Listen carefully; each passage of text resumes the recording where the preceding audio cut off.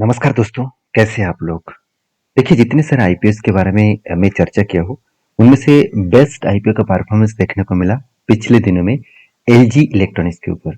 क्योंकि मैंने जब उसके ऊपर परफॉर्मेंस देखा तो अराउंड 50% तक वो जर्नी दिखा चुके हैं जस्ट लिस्टिंग डे में।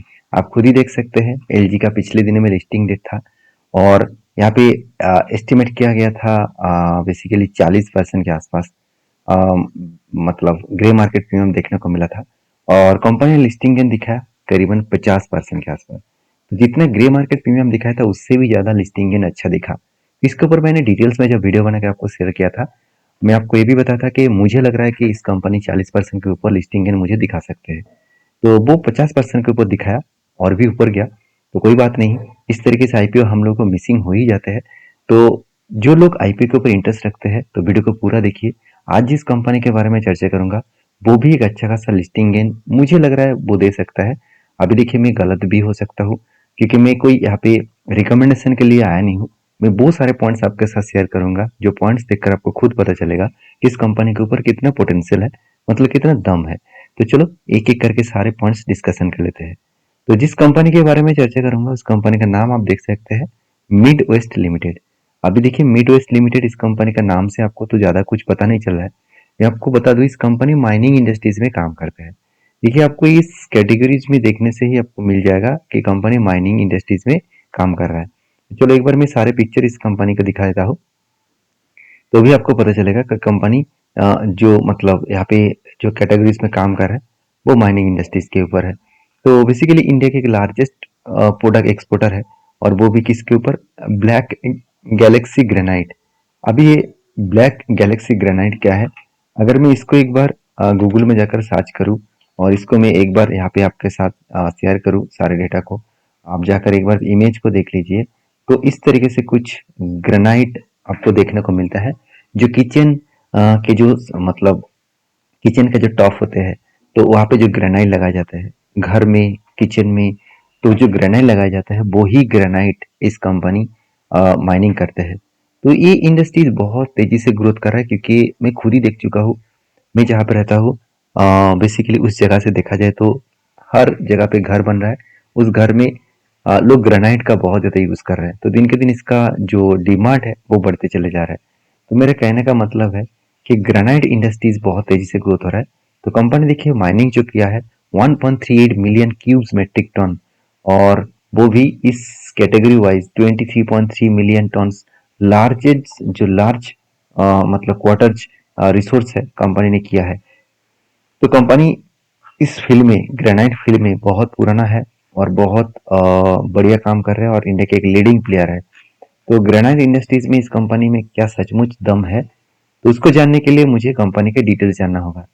देखिए कंपनी के अगर अबाउट सेक्शन में जाऊँ तो कंपनी 1981 में स्टार्ट हुआ और कंपनी के बारे में बताया जा रहा है कि कंपनी एक आप देख सकते हैं एक्सप्लोरेशन, साथ ही साथ माइनिंग, प्रोसेसिंग एंड मार्केटिंग, साथ ही साथ डिस्ट्रीब्यूशन एंड एक्सपोर्ट, वो भी देखा जाए तो न्यूट्रल स्टोन्स जो है उसके ऊपर कंपनी काम करती है। Basically the company is produced and export black Galaxy granite. मैं अभी आपको दिखा चुका हूँ उस प्रोडक्ट को कंपनी माइनिंग करते हैं और उसको तैयार भी करते हैं, प्रोसेस भी करते हैं। प्रोसेस मतलब माइनिंग करने के बाद ही तो वो बेच नहीं पाएंगे, तो उसको कटिंग करके पॉलिश करके उसको मार्केट में बेचा जाता है।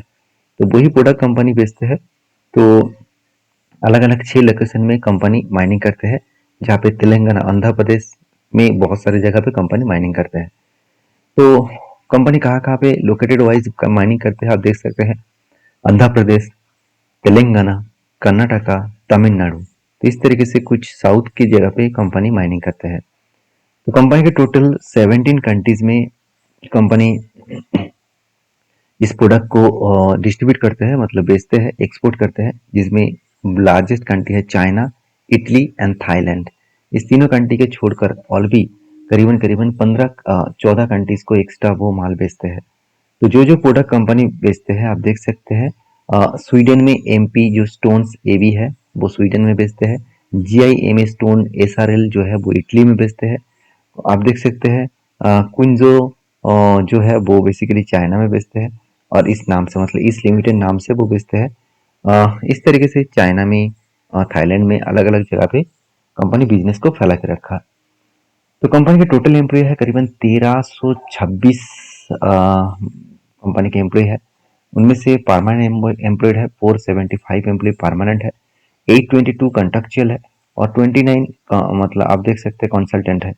तो इस तरीके से कंपनी बिजनेस को फैला के रखा है। अभी चलो इस बिजनेस से कुछ देखने से कुछ ज़्यादा कुछ तो डेटा देखने को नहीं मिला। तो मेन डेटा जो है वो बेसिकली सॉरी बेसिकली वो कंपनीज के फाइनेंशियल में देखने को मिलेगा। तो चलो वो हम लोग के साथ आप लोगों के साथ डिस्कस कर लेता हूँ।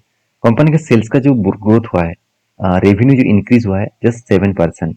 तो इन रेवेन्यू ज़्यादा ग्रोथ नहीं हो रहा है, मगर कंपनी का प्रॉफिट मार्जिन बहुत तेजी से ग्रोथ हो रहा है। करीबन 33% के आसपास प्रॉफिट ग्रोथ हुआ है। तो एक तगड़ा प्रॉफिट ग्रोथ देखने को मिला, जहाँ पे रेवेन्यू जितना ग्रोथ हुआ उससे कई गुना ज़्यादा कंपनी का प्रॉफिट ग्रोथ हुआ। अभी एक पॉइंट ध्यान से देखना, कंपनी का जो एसेट है वो एसेट बहुत तेजी से यहाँ पे ग्रोथ हो रहा है। जैसे आप देखेंगे तो कंपनी 656 से लेकर 757 बने, अभी कंपनी 1058 बने। लास्ट 3 ईयर्स में कंपनी अच्छा खासा खुद के एसेट को बढ़ाया, मगर कंपनी के सेल्स ग्रोथ नहीं हुआ। 522 से लेकर 600 बने, अभी 643 बने। मतलब कंपनी लास्ट 3 ईयर्स में सेल्स का ग्रोथ जस्ट 7% से ग्रोथ किया।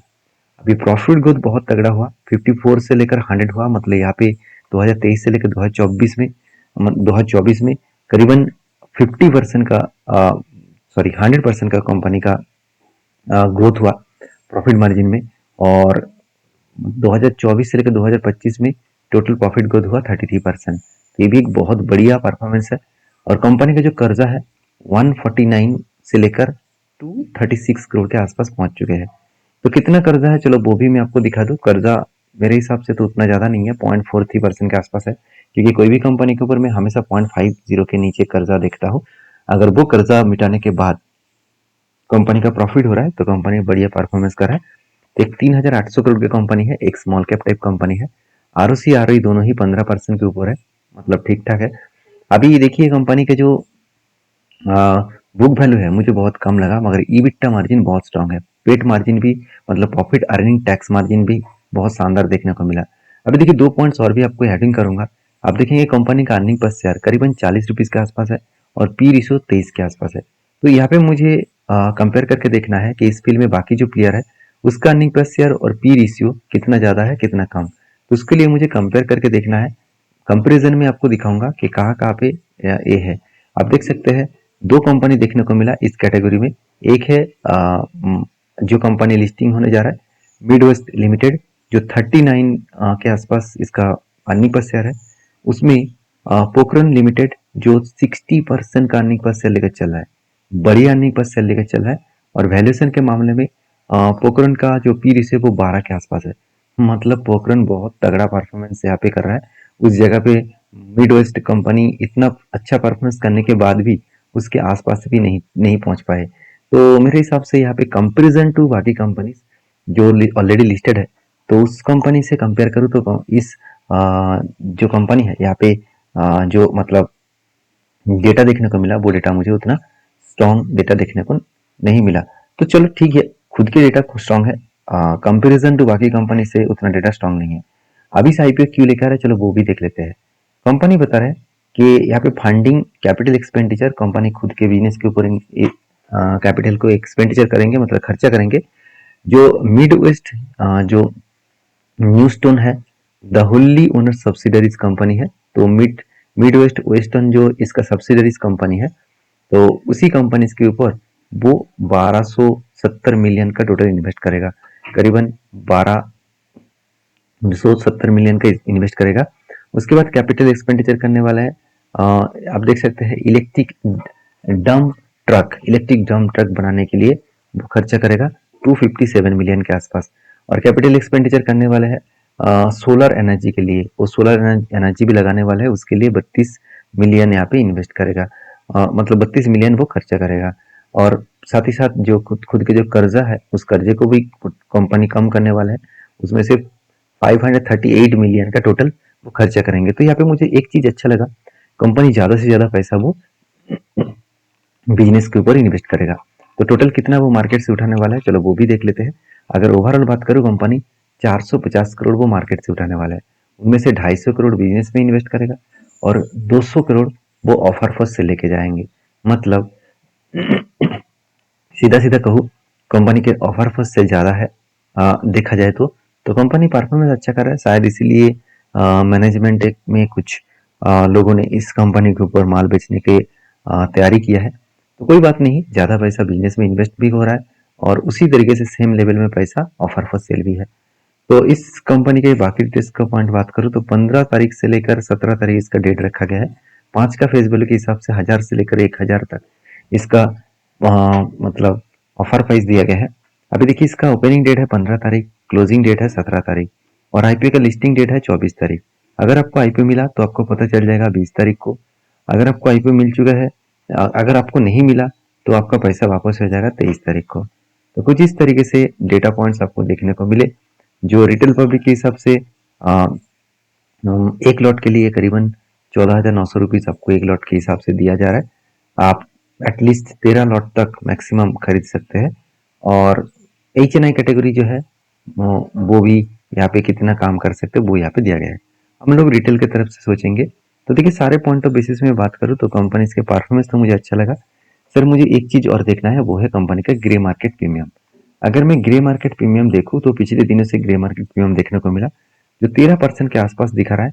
तो अभी तक तो आज के दिन का इसका ओपनिंग है 15 तारीख, तो उस हिसाब से देखा तो कंपनी के ग्रे मार्केट प्रीमियम तो ठीक ठाक चल रहा है। अभी देखा जाएगा कंपनी अपकमिंग टाइम्स में क्या करने वाला है। हाँ, एलजी जैसे परफॉर्मेंस शायद कंपनी कर नहीं पाएंगे, फिर भी कंपनी मुझे लग रहा है एक पॉजिटिवली शायद लिस्टिंग दिखा सकते हैं, क्योंकि कंपनी का परफॉर्मेंस कुछ अच्छा देखने को मिला। बाकी देखा जाएगा क्या होने वाला है, बने रहिएगा मेरे साथ। मैं लास्ट डे का मतलब है 15 तारीख आज है, 17 तारीख इसका लास्ट डे है। उस दिन मैं एक वीडियो बनाकर शेयर करूंगा और मैं आपको बताऊंगा कि उस दिन में इसका ग्रे मार्केट प्रीमियम क्या है और उस दिन में इसका सब्सक्रिप्शन कितना हुआ है, मतलब कितने लोग इस कंपनी के ऊपर इंटरेस्टेड है।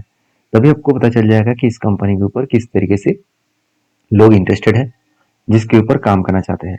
मैं आपको एलजी के ऊपर भी चर्चा किया था, तभी मैंने बताया था कि एलजी एक धमाका परफॉर्मेंस कर सकते हैं। बाकी आपकी राय है, पूरा डिटेल्स आपके साथ में एजुकेशन पर्पस में शेयर किया हूँ। किसी भी कंपनी के ऊपर डिसीजन लेने से पहले एक बार आपका सेबी रजिस्टर्ड एडवाइजर के साथ बातचीत कर लीजिएगा। मिलते हैं नेक्स्ट वीडियो में, तब तक के लिए धन्यवाद।